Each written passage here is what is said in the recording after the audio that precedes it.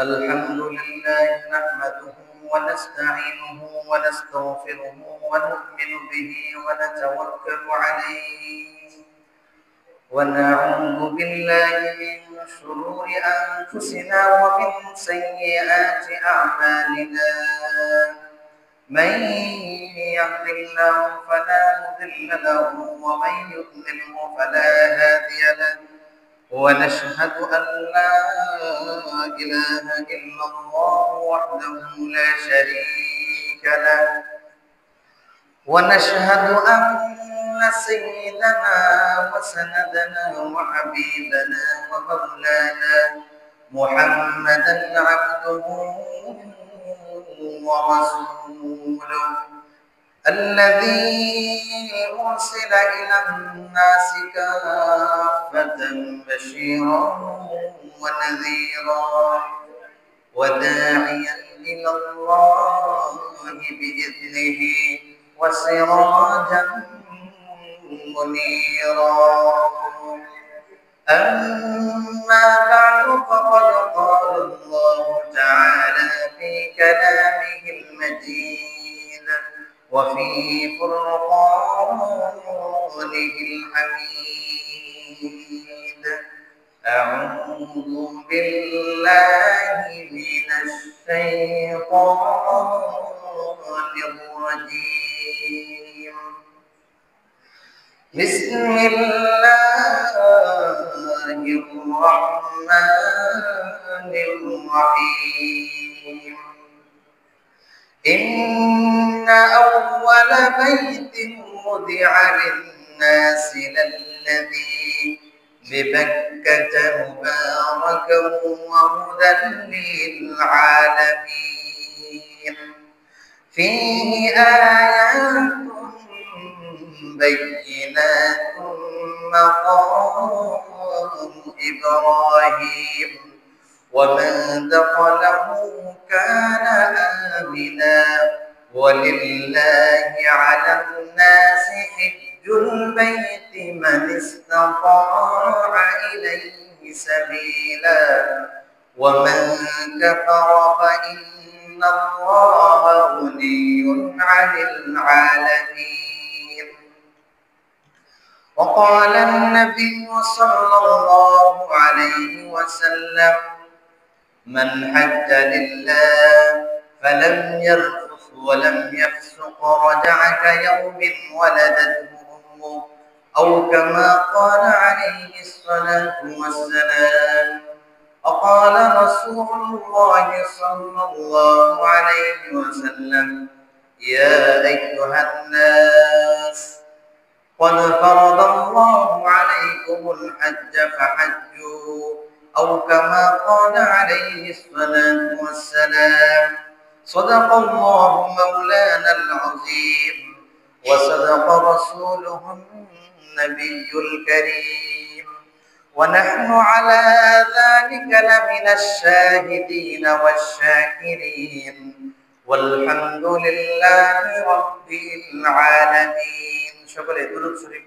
اللهم صل على محمد وعلى آل محمد كما صليت على إبراهيم وعلى آل إبراهيم إنك حميد مجيد اللهم بارك على محمد وعلى آل محمد كما باركت على إبراهيم وعلى آل إبراهيم إنك حميد مجيد بلغ العلا بكماله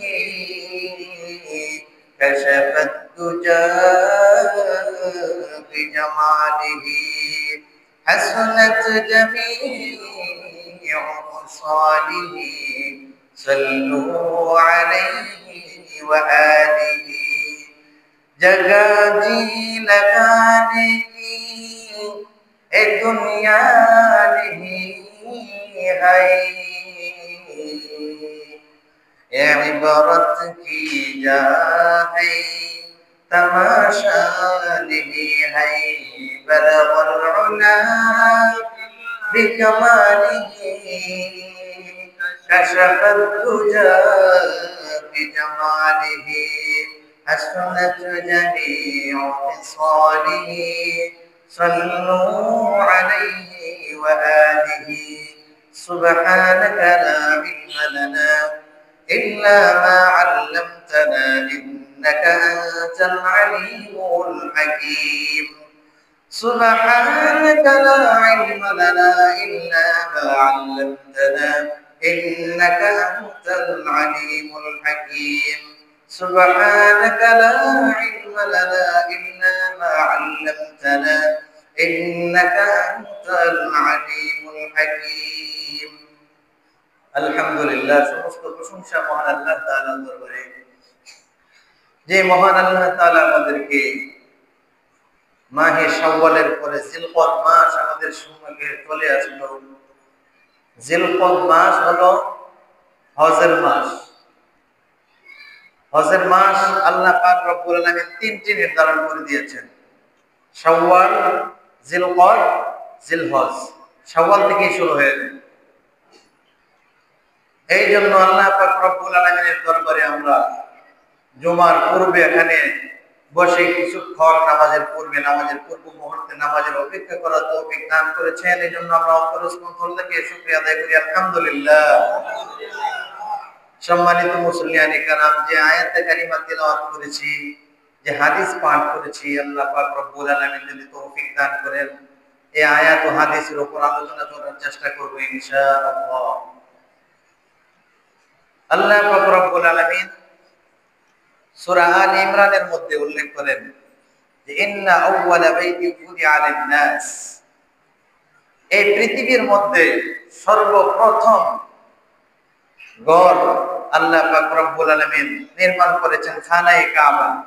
আমরা সকলেই তো জানি এই বিষয়ে। সর্বপ্রথম এই পৃথিবীর মধ্যে সৃষ্টি করেছেন কাবা ঘর, যে ঘরের মধ্যে হাজিরা তওয়াফ করে, জিয়ারত করে। এই হজ সম্পর্কে ইনশাআল্লাহ যতটুকু সম্ভব আলোচনা করার চেষ্টা করব। হজের শাব্দিক অর্থ হলো আল কসদু। সকলে বলি আল কসদু। এটা হচ্ছে আরবি শব্দ। এটার বাংলা শব্দ অর্থ হলো ইচ্ছা করা, সংকল্প করা।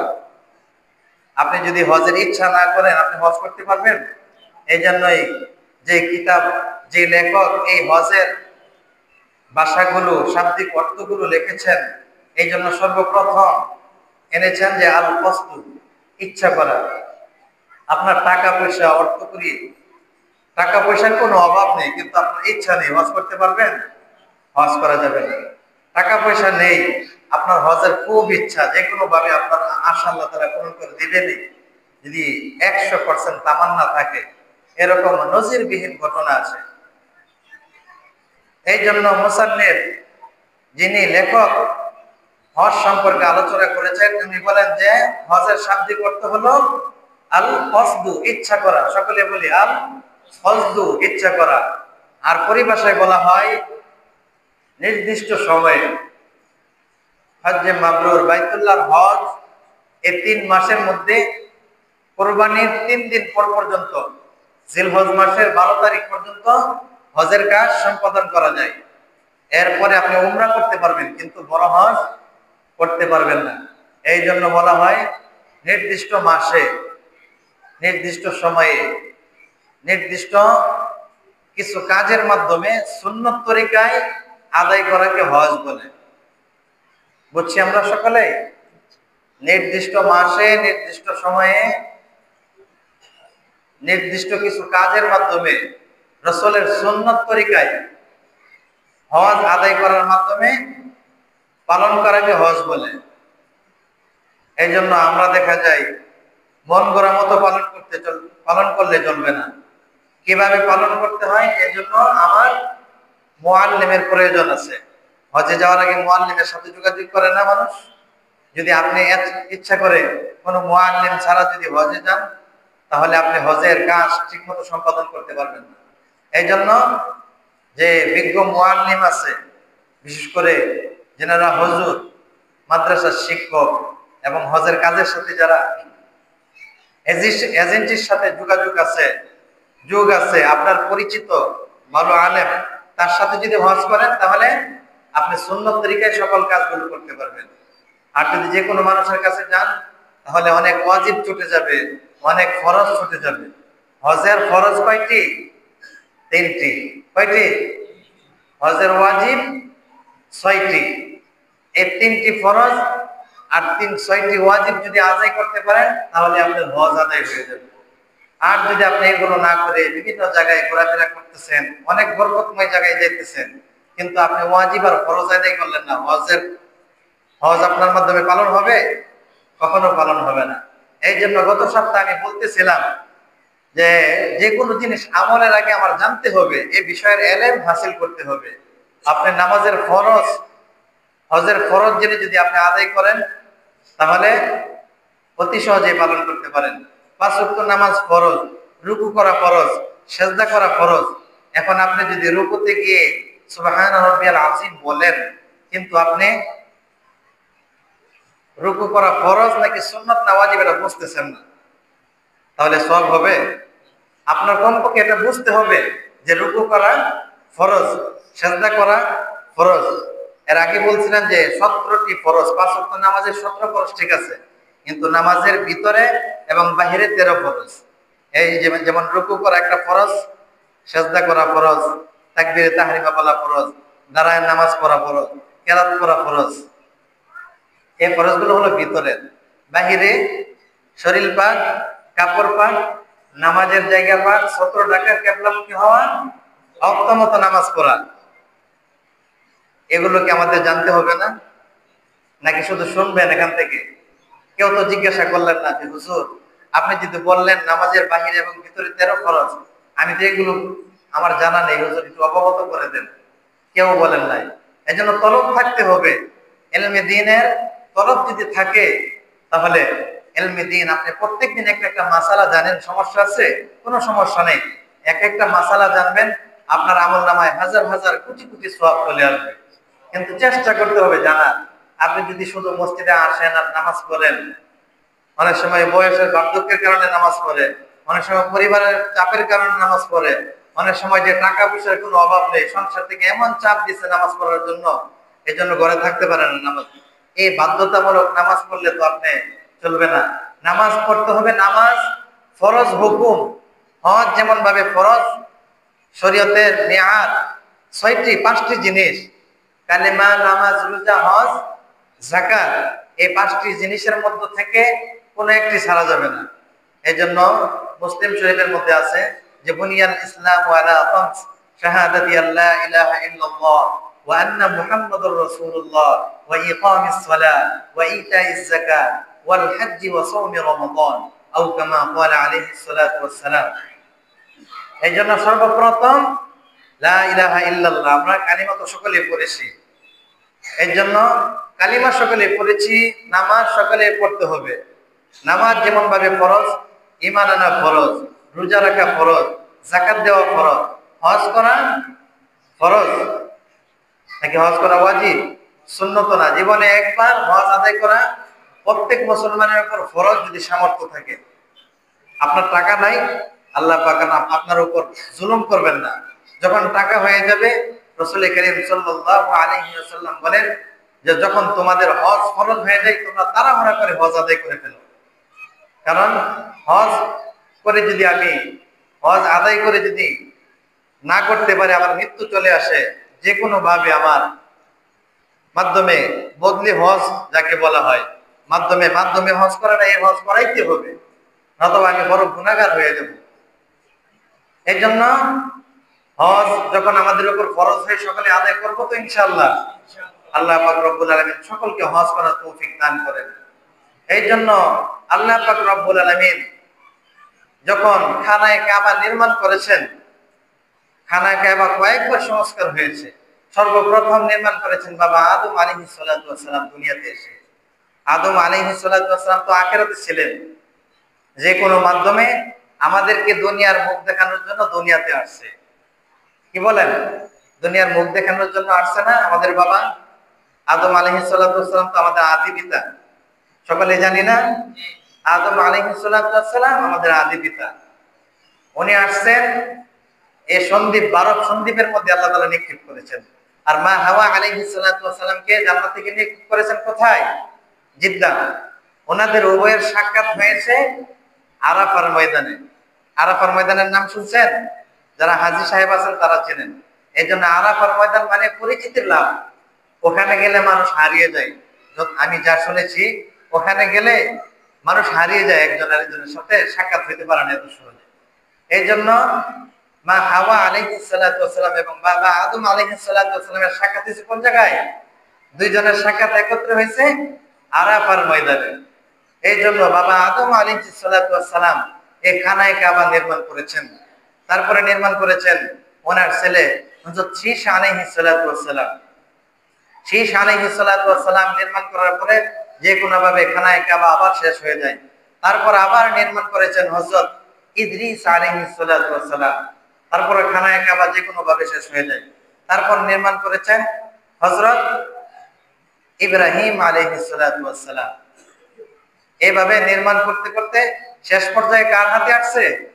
ইব্রাহিম আলাইহিস সালাতু ওয়াস সালাম। যখন নির্মাণ করতেছেন আল্লাহ তাআলার আদেশে, দেখেন কত বড় কুদরত। তখন কি আধুনিক মেশিন ছিল?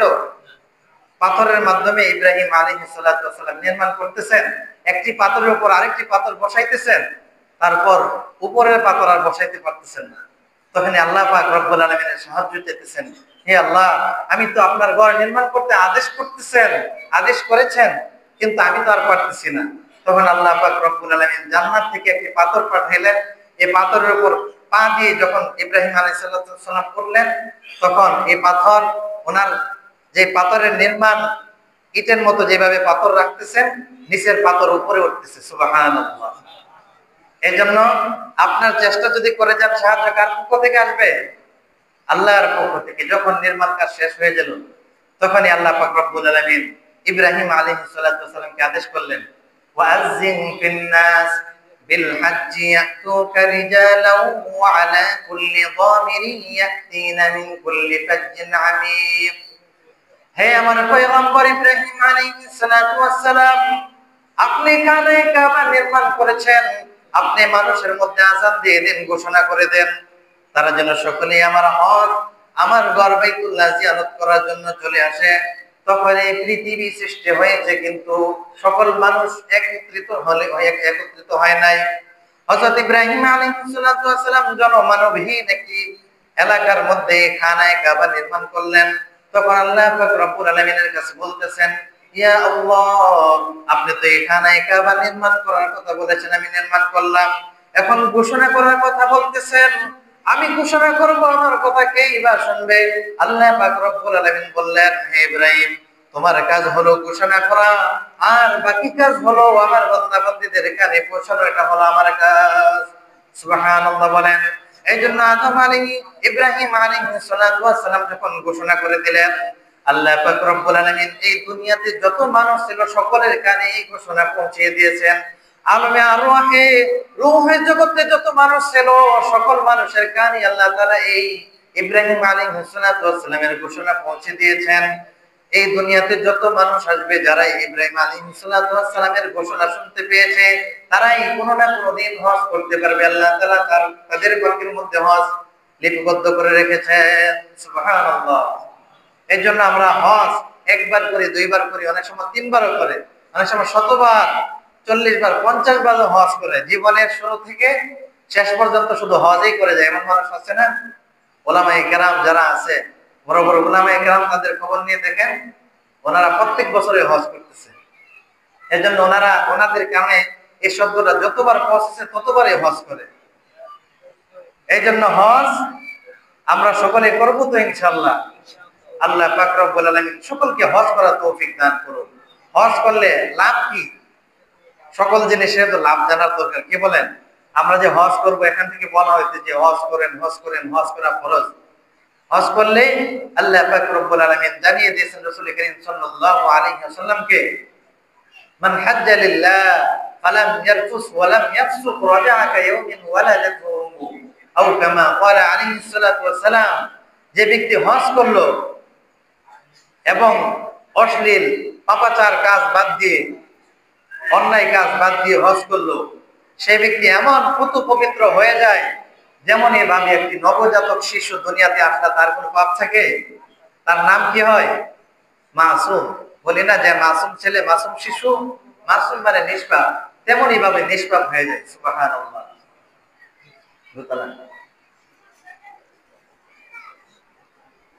উপরে চাউন নাই দেওয়া আছে।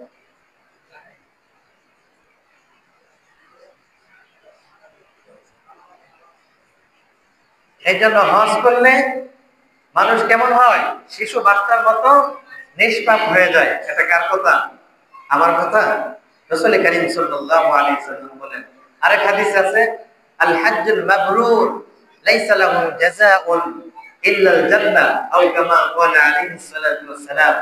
হজ্জে মাবরুর যে ব্যক্তি আদায় করে তার বিনিময়ে একমাত্র আল্লাহ তাআলা জান্নাত দান করেন। সুবহানাল্লাহ। এই জন্য আল্লাহ পাক রব্বুল আলামিন আরেক হাদিসে রাসূল কারীম সাল্লাল্লাহু আলাইহি ওয়াসাল্লাম জানিয়ে দিয়েছেন, জিয়া আইয়ুহান নাস ক্বাদ ফারাদাল্লাহু আলাইকুমুল হাজ্জ ফাহাজ্জু। আল্লাহ পাক রব্বুল আলামিন তোমাদের কাছে, তোমাদের নিকট হজ ফরজ করেছেন, সুতরাং তোমরা হজ করো। এজন্য এই হাদিসগুলো কার? রাসূল কারীম সাল্লাল্লাহু আলাইহি ওয়াসাল্লামের। এজন্য সম্মানিত হাজিরিন, আরেকটি আশ্চর্যজনক বিষয় হলো আল্লাহ পাক রব্বুল আলামিন ঈমান আনা তো ফরজ, ঈমান আনা ফরজ না? পাঁচটি হুকুমের মধ্যে লা ইলাহা ইল্লাল্লাহ, একত্ববাদের স্বীকার করা ফরজ। এই বিষয়ে আল্লাহ তাআলা কোরআনে কারিমে অনেক আয়াত নাযিল করেছেন। রোজা রাখা ফরজ, অনেক আয়াত নাযিল করেছেন। নামাজ আদায় করা ফরজ, এই বিষয়ে আয়াত নাযিল করেছেন। যাকাত দেওয়া ফরজ, এই বিষয়ে আল্লাহ তাআলা আয়াত নাযিল করেছেন। কিন্তু সম্মানিত হাজিরিন, আল্লাহ পাক রব্বুল আলামিন হজ ফরজ করেছেন, এই বিষয়ে একটি পরিপূর্ণ সূরা নাযিল করেছেন। সুবহানাল্লাহ বলেন। এই হজ সম্পর্কে সূরাতুল হজ 17 পারা 10 নম্বর পৃষ্ঠা থেকে শুরু হয়েছে, একবারে 18 পারা 8 নম্বর পৃষ্ঠায় শেষ হয়েছে। না, 17 পারা শেষ পর্যন্ত, 17 পারা প্রায় 11 পৃষ্ঠা, 10 পৃষ্ঠা হজ সম্পর্কে আল্লাহ তাআলা নাযিল করেছেন। এটার ভিতরে আরো আনুষঙ্গিক অনেক আয়াত আছে। এই জন্য প্রত্যেক বিষয়ে আল্লাহ তাআলা কোন না কোন আয়াত নাযিল করে বুঝিয়ে দিয়েছেন। কিন্তু হজ সম্পর্কে আল্লাহ পাক রব্বুল আলামিন সূরাতুল হজ, সরাসরি একটি হজের সূরা আল্লাহ তাআলা নাযিল করে দিয়েছেন, সূরাতুল হজ। এজন্য আয়াতে আল্লাহ তাআলা কি বলেন? ইয়া আইয়ুহান নাসু তাকু রাব্বাকুম ইন্না যালজালাতাস সাআতি শাইউন আযীম ইয়াওমা তারাওনাহা তাযহালু কুল্লু মুরদি'াতিন আম্মা আরদা'at ওয়া তাদ'u কুল্লু যাতি হামলিন হামলাহা ওয়া তারান নাসা সুকারা ওয়া মা হুম বিসুকারা ওয়ালাকিন্না আযাবাল্লাহি শাদীদ। সুবহানাল্লাহ বলেন। আল্লাহ পাক রব্বুল আলামিন এই হজের মধ্যে, হজের সূরার মধ্যে সর্বপ্রথম কিয়ামত দিয়ে শুরু করেছেন। আল্লাহ পাক রব্বুল আলামিন বলেন, ইয়া আইয়ুহান নাস, হে মানব সকল, ইত্তাকু রাব্বাকুম, তোমরা আল্লাহ তাআলাকে ভয় করো। ইন্না যালজালাতাস সাআতি শাইউন আযীম, এবং মহাপ্রলয়কে ভয় করো, কিয়ামত দিবসকে ভয় করো। কিয়ামত সংঘটিত হবে কি হবে না? একদিন না একদিন কিয়ামত হবে, কিন্তু আমরা এই বিষয়ে কেউ অবগত নয়। এই জন্য রাসূল কারীম সাল্লাল্লাহু আলাইহি ওয়াসাল্লামকে আল্লাহ পাক রব্বুল আলামিন জানিয়ে দিয়েছেন কিয়ামত অতি নিকটে, কিন্তু কখন সংঘটিত হবে আমরা কেউ জানি না। কয়েকটি বিষয় আল্লাহ পাক রব্বুল আলামিন আমাদেরকে অবগত করেন নাই। ইন্নাল্লাহা ইনদাহু ইলমুস সাআ, কিয়ামত কখন সংঘটিত হবে এই বিষয়ের জ্ঞান একমাত্র কার কাছে? আল্লাহ পাক রব্বুল আলামিনের কাছে।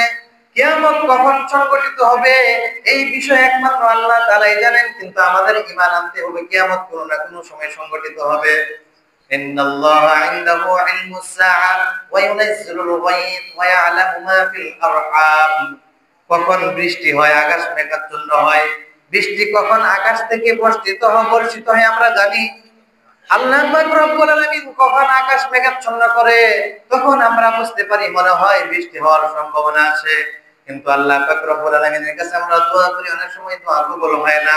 যখন দোয়া কবুল হয় কারো না কারোর মাধ্যমে দুনিয়াতে আল্লাহ তাআলা বৃষ্টি দান করেন, আবার দোয়া ছাড়াও আল্লাহ তাআলা বৃষ্টি দান করতে পারেন। এই জন্য বৃষ্টি কখন হয় আমরা জানি না। ওয়ায়ালামু মা ফিল আরহাম, মার পেটের মধ্যে শিশু ছেলে আছে না মেয়ে আছে আমরা কেউ বলতে পারি? কেউ বলতে পারি না। আপনি বলতে পারেন হুজুর এখন তো কম্পিউটারে আল্ট্রাসাউন্ডের মাধ্যমে জানা যায় মার পেটের মধ্যে ছেলে আছে না মেয়ে আছে, এটা তো বোঝা যায়। কিন্তু আল্লাহ পাক রব্বুল আলামিন বলেন ওয়ায়ালামু মা ফিল আরহাম, যখন শুক্রাণুটা মায়ের পেটের মধ্যে প্রবেশ করে সেই শুক্রাণু সম্পর্কে আল্লাহ পাক রব্বুল আলামিন বলেন যখন গর্ভের মধ্যে একটি সন্তান পরিপূর্ণ আকার ধারণ করে তখন তো সকলে বলতে পারে এই সন্তানটা শিশু ছেলে না মেয়ে, কম্পিউটারে বলে দিতে পারে। কিন্তু সর্বপ্রথম যখন শুক্রাণুটা হয়, যে শুক্রাণুটা মায়ের পেটের মধ্যে জন্ম লাভ করে, তখন তো পৃথিবীর কোনো কম্পিউটার বলতে পারে না, পৃথিবীর কোনো বৈজ্ঞানিক বলতে পারে না মায়ের পেটের মধ্যে ছেলে আছে না মেয়ে আছে, কেউ বলতে পারে? কেউ বলতে পারে না। এই জন্য আল্লাহ পাক রব্বুল আলামিন বলেন ওয়ায়ালামু মা ফিল আরহাম, মায়ের পেটের মধ্যে সর্বপ্রথম কি হয় তোমরা কেউ বলতে পারো না। ওমা তাদরি নাফসুম মাযা তাকসিবু গাদা, আগামীকাল তুমি কোন জায়গায় বসবাস করবে তুমি বলতে পারবে? কেউ পারবে? আমরা কেউ পারবো না। আজকে আছেন এখানে, আগামীকাল আপনি কবরেও যেতে পারেন, শিওর আছে? এর জন্য তো কবি বলে চোখেরই পলকে তুমি হতে পারো না। কি বলেন? চোখের পলকে আমি চলে যেতে পারি, চিরতরে বন্ধ হবে তোমারই নিঃশ্বাস, হবে আলাম তোমারই নাম মসজিদের মাইকে, বাড়িওয়ালা নাই রে বাড়ি নাই রে দুনিয়াতে, বাড়িওয়ালা নাই রে বাড়ি নাই রে দুনিয়াতে, বাড়ি বাড়ি মিল ফ্যাক্টরি টাকার পাহাড়, বিলাসিতায় কেটেছে জনম কত অহংকার, দামি কাপড় ছেড়ে হবে সাদা কাপড় পরিতে, বাড়িওয়ালা নাই রে বাড়ি নাই রে দুনিয়াতে, বাড়িওয়ালা নাই রে বাড়ি নাই রে দুনিয়াতে। এই গজলের সাথে বাস্তব মিল আছে কি নাই? আছে, কিন্তু আমরা বুঝি না। আজকে আছি এখানে, আগামীকাল আমি কবরস্থানে থাকতে পারি, আজকে আছি এখানে আগামীকাল ঢাকাও থাকতে পারি, আজকে আছি এখানে আগামীকাল সৌদি আরবও থাকতে পারি, আজকে আছি এখানে আগামীকাল কোন জায়গায় থাকতে পারি এটা আমরা বলতে পারি না। আজকে আমি কুরমা পোলাও খাইতেছি, আগামীকাল পান্তা ভাত নুন মরিচও খাইতে পারি, এটা কি বলতে পারি কেউ?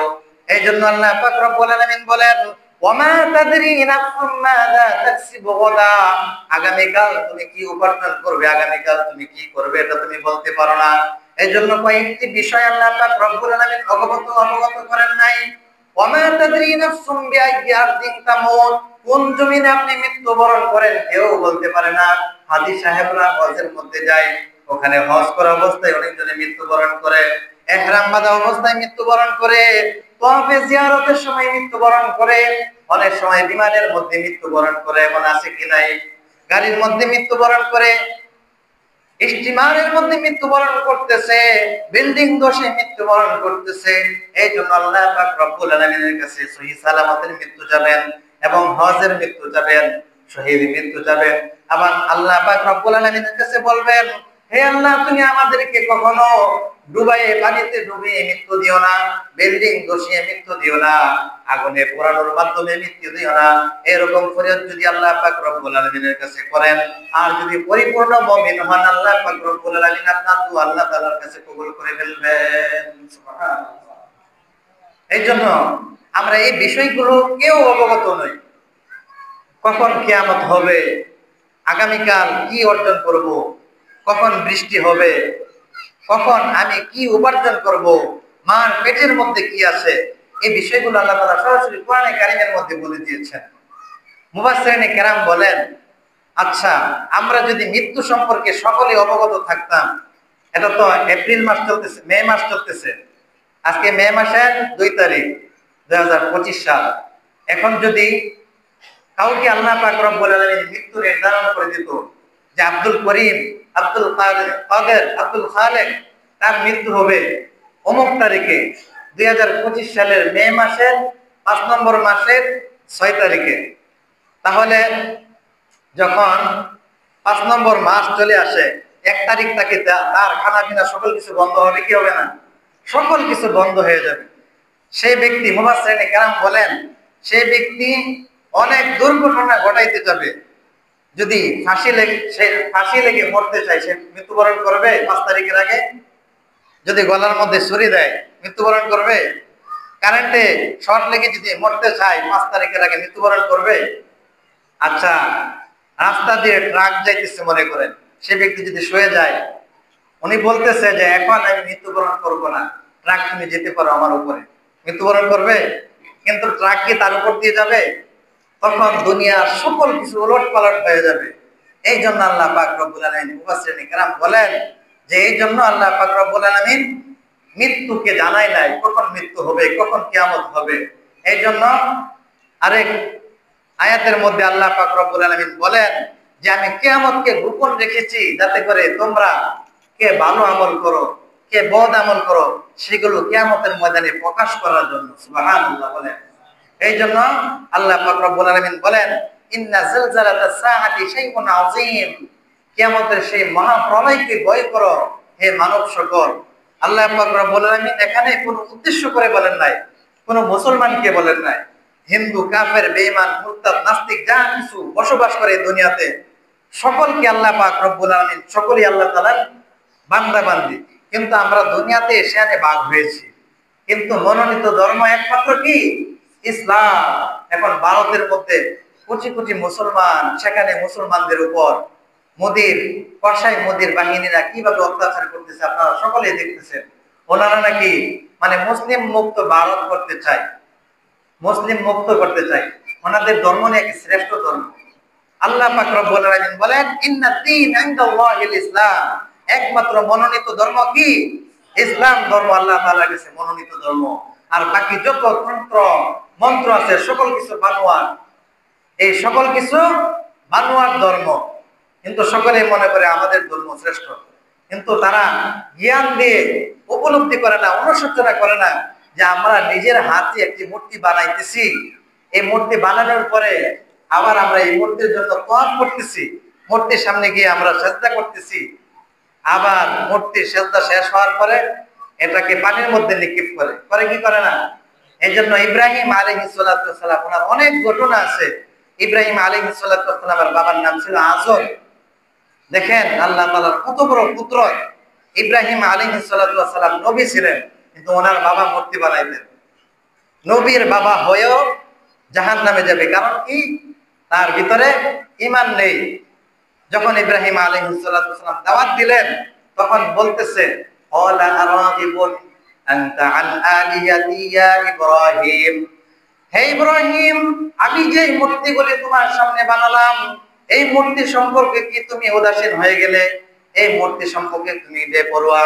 তখন ইব্রাহিম আলাইহিস সালাতু ওয়াস সালাম বলতেছেন যে মূর্তি মানুষকে উপকার করতে পারে না, কোনো ক্ষতি করতে পারে না, যে মূর্তির উপর একটি মশা মাছি বসে, যে মূর্তি তাড়ানোর কোনো ক্ষমতা রাখে না, ইঁদুর পোকামাকড় এসে এখানে প্রস্রাব করতেছে, পায়খানা করতেছে, যে মূর্তির ক্ষমতা নেই, সেই মূর্তি কিভাবে পরকালে আমাকে জাহান্নাম থেকে জান্নাতে নিয়ে আসবে? তখন ইব্রাহিম আলাইহিস সালামের বাবা ক্ষিপ্ত হয়ে গেলেন, ক্ষিপ্ত হয়ে বললেন, যাও, তোমাকে আমি এই বাড়ি থেকে এখনই বহিষ্কার করে দিলাম। মুফাসসিরিনে কেরাম বলেন ইব্রাহিম আলাইহিস সালামের বাবাকে অনেক বুঝিয়েছেন, বুঝানোর পরেও কাজ হয় নাই। তারপরে শেষ সালাম দিলেন, সালামুন আলাইক সাআস্তাগফিরু লাকা রাব্বি, হে বাবা, তোমার উপর আল্লাহ তাআলার শান্তি বর্ষিত হোক, আমি অচিরেই আল্লাহ পাক রব্বুল আলামিনের কাছে তোমার জন্য ক্ষমা চাইবো। দেখেন ইব্রাহিম আলাইহিস সালামের বাবা কিন্তু ঈমান আনে নাই। হাদিস শরীফের মধ্যে আছে ইব্রাহিম আলাইহিস সালামের বাবাকে যখন কিয়ামতের ময়দানে উঠানো হবে, উনি নবী হিসাবে চিনবেন কি চিনবেন না? চিনবেন। কিন্তু মুসলমান না হওয়ার কারণে আল্লাহ পাক রব্বুল আলামিন ইব্রাহিম আলাইহিস সালামের বাবার চেহারাকে বিকৃত করে দিবেন, যার কারণে এই চেহারা থেকে, শরীর থেকে দুর্গন্ধ সৃষ্টি হবে এবং এসে বলবে, হে ইব্রাহিম, আমি তো তোমার বাবা, তুমি আমাকে জান্নাতে নিয়ে যাও। তখন ইব্রাহিম আলাইহিস সালাম চেহারা দেখার পরে, বাবার চেহারা যদি চোখের মধ্যে না বসে চিনতে পারবে? চিনতে পারবে না। তখন বলবে, তুমি হলে জাহান্নামী, তোমার শরীর থেকে দুর্গন্ধ আসতেছে, দূর হও, দূর হও, তুমি জাহান্নামেরই উপযুক্ত, তখন কি অবস্থাটা হবে বলেন? এই জন্য আমি মনে করতেছি, আমি তো হাজী সাহেবের ছেলে, আমি তো গাজী সাহেবের ছেলে, আমি তো অমুক বড় হুজুরের সাথে আমার সম্পর্ক, আমার ভাই বড় আলেম, আমার ভাই বড় মুফতি সাহেব, আমার ভাই বড় বুজুর্গ পীর সাহেব। যদি আপনার আমল না থাকে আপনাকে জান্নাতে নিতে পারবে? আপনার তো আমল থাকতে হবে। এই জন্য বুখারী শরীফের মধ্যে আছে, ফাতেমা রাদিয়াল্লাহু তাআলা আনহাকে রাসূল কারীম সাল্লাল্লাহু আলাইহি ওয়াসাল্লাম সম্বোধন করে বলতেছেন, ইয়া ফাতেমা আনকিজি নাফসাকি মিনান নার, হে ফাতেমা তুমি নিজেকে নিজে জাহান্নামের আগুন থেকে ভয় করো, ডরাও, জাহান্নামের আগুন থেকে তুমি বাঁচার চেষ্টা করো। তুমি ভেবো না তোমার বাবা আল্লাহ পাক রব্বুল আলামিনের পরে শ্রেষ্ঠ স্থান তোমার বাবা, সেই হিসাবে তোমাকে আমি জান্নাতে নিতে পারবো, তুমি এটা কখনো কল্পনা করো না। একথা কে বলেন? ফাতেমা রাদিয়াল্লাহু তাআলা আনহা কে বলেন? রাসূল কারীম মুহাম্মদ সাল্লাল্লাহু আলাইহি ওয়াসাল্লাম। এজন্য বাবা, শ্রেষ্ঠ বাবা, এই পৃথিবীর শ্রেষ্ঠ বাবা হযরত মুহাম্মদ সাল্লাল্লাহু আলাইহি ওয়াসাল্লাম ফাতেমাকে এই কথা বলতেছেন, বুখারীর বর্ণনা। এজন্য রাসূল যদি এই কথা বলে থাকেন, তাহলে আমরা কি আল্লাহ তাআলার কাছে মুক্তি পাবো যদি আমাদের আমল ভালো না থাকে? উসিলা করতে হবে, উসিলা করে নামাজ পড়ে রোজা করে যখন হজ হয়, হজ করে যদি আপনি যাইতে পারেন, তাহলে আশা করে যাই আপনার ব্যাপারে যদি কোনো ভালো লোক, কোনো বুজুর্গ সুপারিশ করে, বুজুর্গরা সুপারিশ করতে পারবে পরকালের ময়দানে। কিন্তু আপনার আমল তো ভালো থাকতে হবে, কি বলেন? যদি আপনি নেক আমল না করেন, আপনি আশা করেন যে 5 ওয়াক্ত নামাজ না পড়েন, রোজা রাখলেন না, হজ করলেন না, যাকাত দিলেন না, আল্লাহর উপর ঈমান ও আস্থা নাই আপনার উপর, আর আপনি ধারণা করতেছেন যে আমাকে আল্লাহ পাক রব্বুল আলামিনের কাছে যে কোনো মাধ্যমে মুক্তি দিয়ে দিবে, এটা ভুল ধারণা। এটা যদি হতো তাহলে ফাতেমাকে রাসূল কারীম সাল্লাল্লাহু আলাইহি ওয়াসাল্লাম বলতেন না তুমি নিজেকে জাহান্নামের আগুন থেকে বাঁচাও। এজন্য আমরা সকলেই চেষ্টা করব তো জান্নাতে যাওয়ার জন্য, নেক আমল করার জন্য। আরেকটি কথা সংক্ষিপ্ত আকারে বলে দেই, হজের ফরজ কয়টি? 3টি। কি বলেন? হজের ফরজ 3টি, হজের ওয়াজিব 6টি। 3টি ফরজ হলো, 1 নম্বর হলো ইহরাম বাঁধা, ইহরাম বাঁধা, ইহরাম কাপড় পরে না, সাদা কাপড়, এটা পরা ফরজ। 2 নম্বরে হলো আরাফার ময়দানে অবস্থান করা, আরাফার ময়দানে অবস্থান করতে হবে। অবস্থান যদি না করেন আপনার হজ আদায় হবে না। আরাফার ময়দান চিনছেন তো সকলেই? ইহরাম বাঁধা, আরাফার ময়দানে অবস্থান করা, আরেকটি হলো তাওয়াফে জিয়ারত। এই 3টি ফরজ। আগামী সপ্তাহে ইনশাআল্লাহ এই 3টি ফরজের বিস্তারিত, 6টি ওয়াজিবের বিস্তারিত আলোচনা করব ইনশাআল্লাহ, আল্লাহ পাক যদি তৌফিক দান করেন। এজন্য আমরা হজের যারা সামর্থ্য আছে সকলে হজের প্রস্তুতি নেই, সকলকে আল্লাহ পাক রব্বুল আলামিন হজ করার জন্য তৌফিক দান করুন। ওয়া আখির দাওয়ানা আলহামদুলিল্লাহি রাব্বিল আলামিন।